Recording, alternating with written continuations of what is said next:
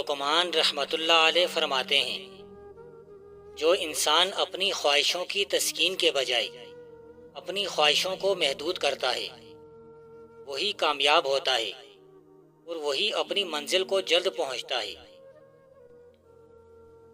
جیسے انسان کے اندر دولت کی ہوس ہوتی ہے، اسی طرح علم کی ہوس انسان کے اندر موجود ہو تو انسان ایک اعلیٰ رتبے پر فیض ہو سکتا ہے۔ پرندوں کو کھانا کھلانے سے رزق میں اضافہ ہوتا ہے۔ جب بھی کھانا کھایا کرو، پرندوں کے لیے حصہ نکال کر رکھ دیا کرو۔ خطرہ مول لیے بغیر خطرے پر قابو نہیں پایا جا سکتا۔ انسانی ذہن کو جتنی بیماریاں لاحق ہو سکتی ہیں، ان میں سے کوئی بھی خوشامد پسندی سے زیادہ عام اور مہلک نہیں ہے۔ ایک خوش اور شادمان گھر، جس گھر میں خوشیاں ہی خوشیاں ہوں، وہ گھر جنت سے کم نہیں، لیکن جس گھر میں غمی نہ ہو، اس گھر میں خوشیاں بھی ادھوری لگتی ہیں۔ خطابت کا مقصد سچائی کو پیش کرنا نہیں ہوتا، بلکہ لوگوں کو سیدھے راستے پر لانے کا نام خطابت ہے۔ دنیا میں تمام تاریخ ساز انقلابی واقعات تحریر کی وجہ سے نہیں، تقریر کی وجہ سے رونما ہوتے ہیں۔ جو بندہ تعلیم یافتہ نہ ہو تو اس کے دل سے تعصبات دور کرنا بہت مشکل کام ہے۔ جہالت تعصب کو جنم دیتی ہے۔ جو بندہ اپنے علاقے سے باہر نہیں نکلتا وہ تعصبات سے بھرا رہتا ہے۔ خوشیوں پر اس وقت غرور کرنے سے پرہیز کرو جب وہ تمہارا دامن تھام رہی ہو۔ ان پر اس وقت غرور کرنے کی ضرورت ہوتی ہے جب وہ چھوڑ کر جا رہی ہوں۔ انسانوں کو فطرت نے ایک جیسا پیدا نہیں کیا، لہٰذا انہیں برابری کا درجہ دینا فضول ہے۔ کوئی بھی بادشاہ ایسا نہیں جس کے آباء و اجداد میں کوئی غلام نہ ہو، اور کوئی غلام ایسا نہیں جس کے آباء و اجداد بادشاہ نہ ہوں۔ لوگوں کی رائے بدلنے کے لیے جب تشدد اور استبداد سے کام لیا جاتا ہے تو ان کی رائے بدلنے کی جگہ اور بھی مضبوط ہو جاتی ہے۔ مجھے اس دنیا میں دوبارہ نہیں آنا، لہٰذا جو نیکی اور مہربانی میں کسی کے ساتھ کر سکتا ہوں مجھے ابھی کرنی چاہیے۔ انسانوں کے ساتھ ویسے ہی سلوک کرو جو وہ پسند کرتے ہیں، نہ کہ جو تم پسند کرتے ہو۔ پانی میں سنگترے کا بیج ڈال کر پی لو، پیٹ کی چربی 6 دن میں پانی کی طرح بہہ جائے گی۔ جتنی بھلائی کر سکتے ہو ہر طریقے سے جو تمہارے بس میں ہے کرو، ہر وقت جب بھی ہو سکے، ہر شخص سے جس کے ساتھ ممکن ہو، اور یہ بھلائی ہمیشہ کرتے رہو۔ صرف وہی کامل و نکارہ نہیں جو کچھ نہیں کرتا، بلکہ جو بندہ ایسے کاموں کی انجام دہی میں اپنی زندگی صرف کر دے جو اس کی صلاحیتوں سے کم درجے کی ہو، اس کا شمار بھی نکموں میں ہے۔ اگر تم اپنا ایمان مضبوط کرنا چاہتے ہو تو اس کے لیے تمہیں اپنے اندر کی سختی دور کرنا ہوگی۔ چٹان کی طرح مضبوط ایمان کے لیے کسی پرندے کے پروں سے بھی زیادہ نرمی درکار ہے۔ زندگی میں بیماریاں، حادثات، نقصان، تمناؤں کا ٹوٹنا اور اس قسم کے کئی دیگر معاملات ہمارے ساتھ اس لیے پیش آتے ہیں تاکہ ہمیں رقت قلب عطا کر دے، ہمیں خود غرضیوں سے نکالے، نکتہ چینی کے رویے تبدیل کریں اور ہمیں کشادہ دلی سکھائے۔ کچھ لوگ تو سبق سیکھ کر نرم ہو جاتے ہیں اور کچھ لوگ پہلے سے بھی زیادہ سخت مزاج اور تلخ ہو جاتے ہیں۔ حق تعالیٰ کے قریب ہونے کے لیے ضروری ہے کہ ہمارے قلوب اتنے کشادہ ہوں کہ تمام انسانیت اس میں سما سکے اور اس کے بعد بھی ان میں مزید محبت کی گنجائش باقی رہے۔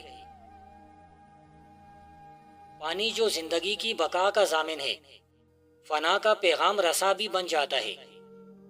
صحت کی بنیاد قائم کرنے اور تندرستی برقرار رکھنے کے لیے سب سے ضروری بات یہ ہے کہ ان عادات سے گریز کیا جائے جو طاقت کو ضائع کرتی ہے۔ اصل ناپاکی تو اندر کی ناپاکی ہے، باقی سب تو آسانی سے دھل جاتا ہے۔ گرد و غبار کی بس ایک ہی قسم ہے جو پاکیزہ پانی سے صاف نہیں ہو پاتی، اور وہ ہے نفرت اور تعصب کے دھبے جو روح کو آلودہ کر دیتے ہیں۔ تم ترک دنیا سے اور روزہ رکھنے سے اپنے بدن کا تزکیہ تو حاصل کر سکتے ہو، لیکن قلب کا تزکیہ صرف محبت سے ہی ہوگا۔ بدن کی سب سے اچھی ورزش چلنا، تیرنا اور گھڑ سوار کرنا ہے۔ ان میں سے کسی ایک پر 1 گھنٹہ صرف کر دینے سے آپ کا جسم چست رہے گا اور آپ کا دماغ بھی کھلے گا۔ جب اس کا سچا چاہنے والا کبھی میں قدے میں جا پہنچے تو وہ میں قدا اس کے لیے محراب و مصلی کی صورت اختیار کر لیتا ہے۔ لیکن اگر کوئی بہکا ہوا میں خوار مسجد میں بھی چلا جائے تو وہ اس کے لیے میخانہ بن جاتی ہے۔ جو کچھ بھی ہم کرتے ہیں اس میں اصل کردار تو ہمارے دل کا ہے، ہمارے اندر کا ہے، ظاہر کا نہیں۔ صوفی لوگوں کو ان کے حلیے اور ان کی وضاقتہ سے نہیں جانچتے۔ جب ایک صوفی کسی پر اپنی نگاہ جماتا ہے تو وہ دراصل اپنی دونوں آنکھوں کو بند کر چکا ہوتا ہے، اور ایک تیسری آنکھ سے جو اس کے قلب میں ہے اس منظر کے اندر کا جائزہ لے رہا ہوتا ہے۔ ہمارے تمام تفکرات کا بہترین علاج نیند ہے، بشرطے کہ وہ آ جائے۔ صحت کی بنیاد قائم کرنے اور تندرستی برقرار رکھنے کے لیے سب سے ضروری بات یہ ہے کہ ان عادات سے گریز کیا جائے جو طاقت اور قوت کو زائل کرتی ہیں۔ اس نے ہم سب کو اپنی صورت پر پیدا کیا ہے، لیکن اس کے باوجود ہم سب ایک دوسرے سے مختلف اور یکتا و ممتاز ہیں۔ کوئی بھی دو انسان ایک جیسے نہیں، کوئی بھی دو دل یکساں طور پر نہیں دھڑکتے۔